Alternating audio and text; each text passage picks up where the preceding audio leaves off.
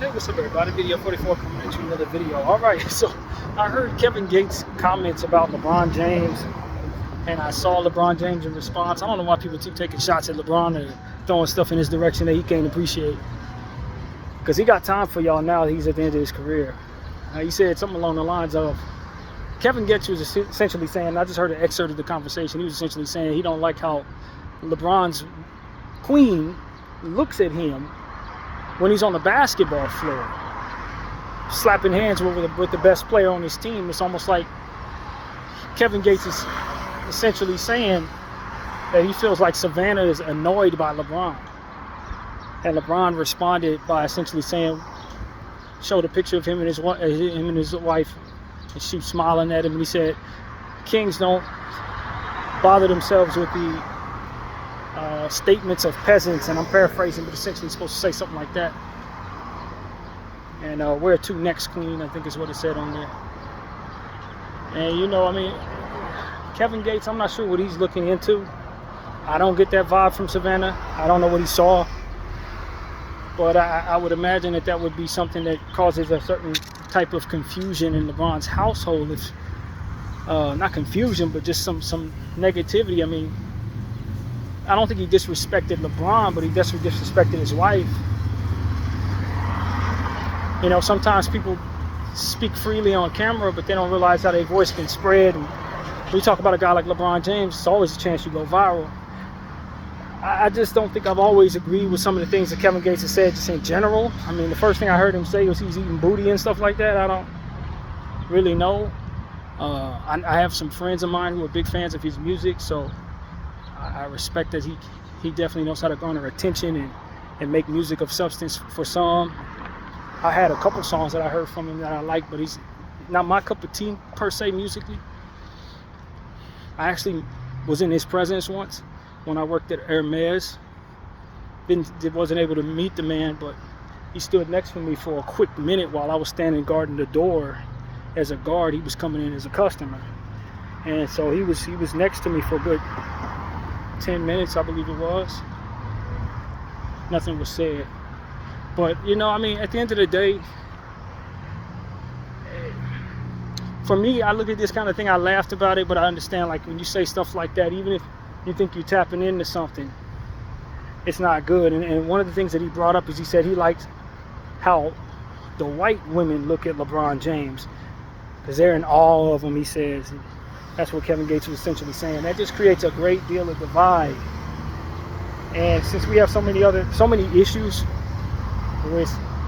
that have been expressed to us as black men by our women, saying about how they feel unprotected and how they feel like we don't care about them, and you see a lot of people who represent black men doubling down on that disrespect in the comment sections and things like that. I just don't think it's very constructive to put that out there about one of the main images of African American couples, and in comparison, putting in comparison how white women may look at LeBron James, which is also kind of toxic in a sense that you know, putting forth a kind of connotation on their people as well and their women as well, maybe even suggesting certain things that maybe they would consider disrespectful. So it's an ugly comment, to be honest with you. It's real ugliness. I don't know if he's sensing something that maybe none of us are picking up on, about maybe some concerns about LeBron James' marriage, but I don't know if that's necessarily anyone's place to be speaking on, even if you sense something, unless you're trying to give the homie the heads up, like, hey, something. But that's something you can say in private if you know the man. If you don't know the man, it makes it even worse. I don't know if he knows him or not, but I doubt it. It just seemed like a clout-chasing decision on Kevin Gates' part, to be honest with you. Garner attention for himself and his brand using LeBron James, but to throw such ugliness out there about his wife, and then furthermore throw some ugliness out there about Caucasian women and how they look at LeBron James, basically saying that they be in awe of him and fetishing over him in ways that no one else is, or in ways that Kevin Gates appreciates. It's just so many different things in that statement that can be really problematic. And with all the issues that we have in our society today, I just think it don't hold a whole lot of constructive energy to it. And for a person who is very close to his faith in Kevin Gates as a Muslim man, I don't know if that kind of spearheaded some of his decisions to speak this way, and how he views what a wife is supposed to be, and how he wants his wife to look at him, and projecting maybe that onto LeBron James, who to my knowledge doesn't share that way of doing things or that faith. I think as a person who would be closer to God, you would think that you would try to be a bit more graceful. That's what I would say. Graceful with your words. When a man understands his words hold power, hold weight, especially when you have a big enough voice. There are a lot of people who could be hurt by his comment and feel I don't know if the word is objectified, but typecasted or stereotyped by his comment. And so it's just a lot of ugliness that came with that comment. And I didn't think it was coming from a very good place, if I'm being honest. And so, people say what they say, people feel how they feel. I'm not saying everything that comes out of me is graceful or beautiful either. I'm sure you could find something on this channel that I may have said that would have garnered that same response from someone else that I just applied to Kevin Gates. But I just think it's extremely problematic as an African American man to point out LeBron James and his wife, and furthermore point out just the overall stereotype of white women, whatever that looks like, and just kind of sum it all together to say that his wife isn't looking at him the right way, and then maybe these strangers are. Maybe these strangers are looking at LeBron James as a man they don't know, as somebody who is an athlete, and whatever's in their heads is definitely difficult to read. We'd imagine some of these women are in awe of LeBron James in a different way, but I don't know if we can compare that to the love of his wife or the attraction that his wife may have for him. I'm not sure. I just think that it's a statement that is supposed to attract the minds of a low frequency type of individual. That's what I took from Kevin Gates' statement. But that's supposed to be a comment that makes a person who's not very sharp giggle and agree. But a person who's intelligent and of a higher spiritual frequency is going to probably respond to it in something like me, more or less.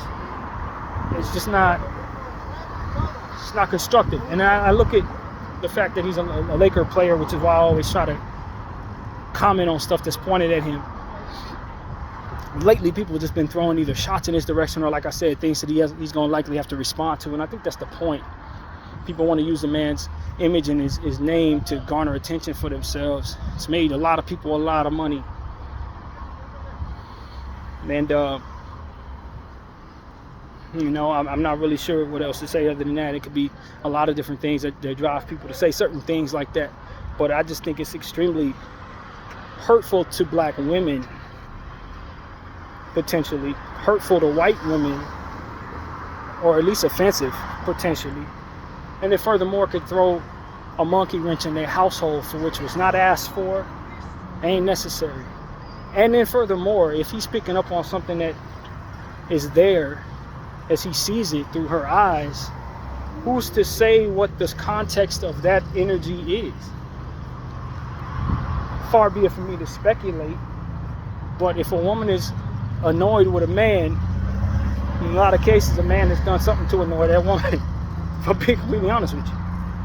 And so they've been together since they were 15 years old? How much awe is she supposed to be of the man, and they're now 40? I mean, how many years of awe is she supposed to be of her husband? That's another reason why this comment is kind of weird. Because I can see if she just met the man. But they've been together since they were in high school, and they're 40 now. So, like, how long is she supposed to look at him all googly-eyed in this man's mind? Which is another reason why this comment doesn't hold a lot of weight as it pertains to just how he's assessing this. It's just not. It's not a high frequency statement, in my opinion. I would imagine that Kevin Gates fans would think he's better than that. To be completely honest with you, a lot of people really like him because of the substance that he puts in his music. But he also likes to dabble in low frequency energy for attention, and I just think this is more of that. I don't know. I just think sometimes people are just wicked, bro. If I'm being completely honest with you. Sometimes people who say they're of God and they're really close to God, a lot of times they just dabble in such wicked and ugly energy. And you sit here and say, well, I thought you were a religious person. I thought you were a person of God. I thought you were somebody. But they really dabble in absolute and utter muck. And that's what I'm taking from this situation. That man dabbling in muck with that statement. There's nothing really constructive about that statement to me.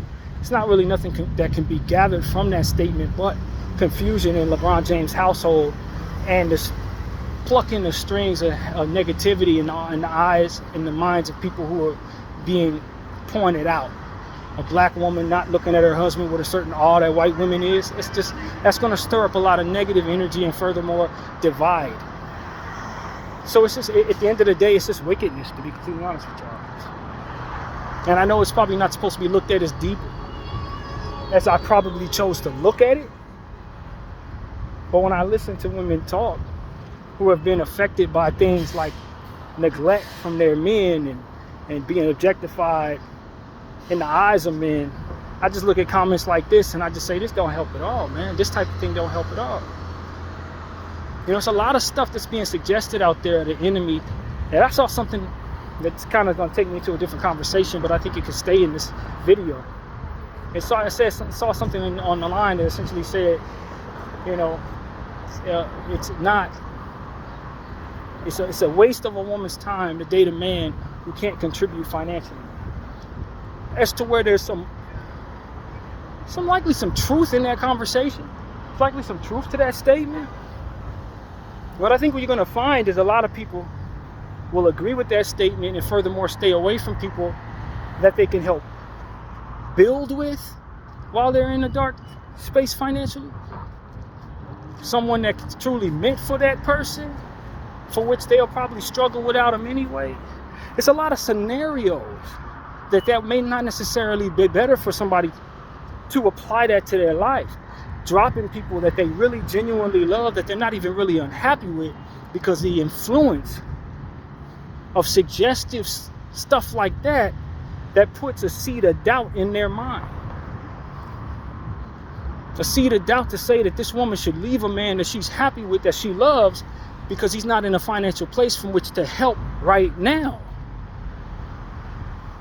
That's not to speak to her not finding another man that loves her. She might find somebody with money, but he's going to be cheating and doing all this and that.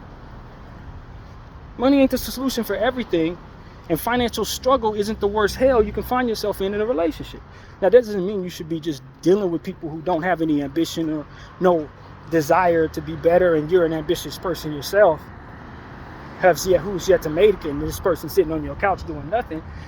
That might not be a good situation for a good portion of people.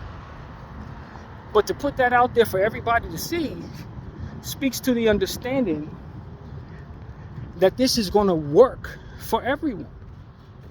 You got women and men turning away their soulmates, the love of their lives, because of statements like that are put out there on social media. You got people who are not feeling confident in the presence of people that they otherwise could find themselves with for the rest of their lives. Otherwise would have been confident if not for the suggestion of this type of thing. Do you understand what I'm saying? Like, it doesn't apply to everyone. Some people are going to struggle financially. And they're going to be without the love of their life as well, because they're trying to avoid people who don't have enough to contribute enough or to provide a certain lifestyle. It's leading so many people away from constructive and lasting, meaningful, deep relationships. People find themselves in this the worst of relationships, because this is the thing that they hover around. The idea that they're supposed to be living a certain lifestyle. Now, mind you, in this particular conversation, with this particular seed that was planted, it was pointed in the direction of African Americans. And we already have trouble with single parent households. We already have trouble with the wealth gap. You know that not every African American is going to find an opportunity at big wealth or even a decent amount of money in some cases. Those people, they will struggle in some cases. They don't know how to manage their money. They may not be able to find somebody who's wealthy like LeBron James, like Savannah did. They may have to enjoy life in love without the presence of living financially free. That's their reality.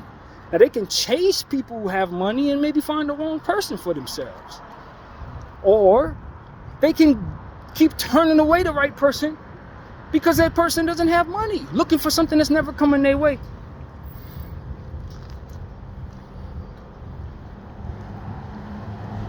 To tell everyone in our community that we need to stay away from people who don't have enough to share enough is going to leave a lot of people without people.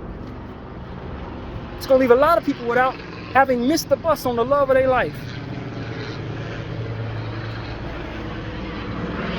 Having missed the opportunity that's going to get them the money that they're looking for, because that's who you invest in to get it. That's the path that's going to actually lead you to that lifestyle.